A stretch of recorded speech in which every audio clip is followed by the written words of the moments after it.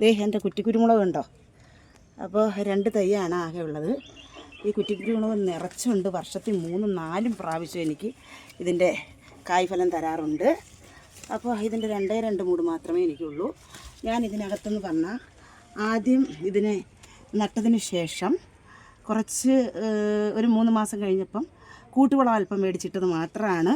പിന്നീട് ഞാൻ ഇതിനകത്ത് ചാണകപ്പൊടിയാണ് ഇടുന്നത്. ചാണകപ്പൊടി ഇടും ഒരു 3 മാസം കൂടുമ്പം ചാണകപ്പൊടി, പിന്നെ എല്ലാം പച്ചക്കറി വേസ്റ്റാണ്.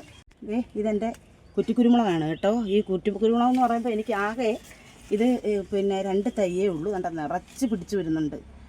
അപ്പം ഇത് 2 തയ്യേ ഉള്ളെങ്കിലും എനിക്ക് വർഷത്തിൽ 3 ഇതെൻ്റെ കുറ്റിക്കുരുമുളകാണ് കേട്ടോ. 2 തൈ മാത്രമേ ഉള്ളൂ.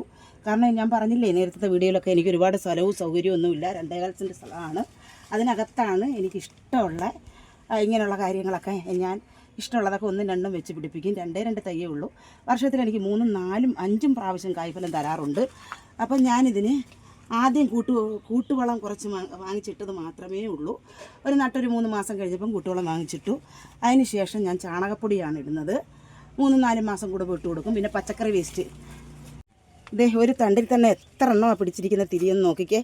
അപ്പോൾ ഇത് ഒരുപാട് പിന്നെ ഫലം നമുക്ക് തരും.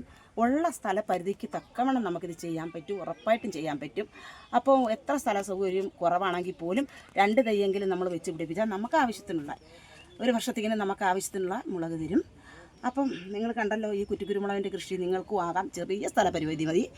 അപ്പോൾ ഇത് ഇഷ്ടപ്പെട്ടുവെങ്കിൽ ഇനി കാണും വരെയും ബായ്.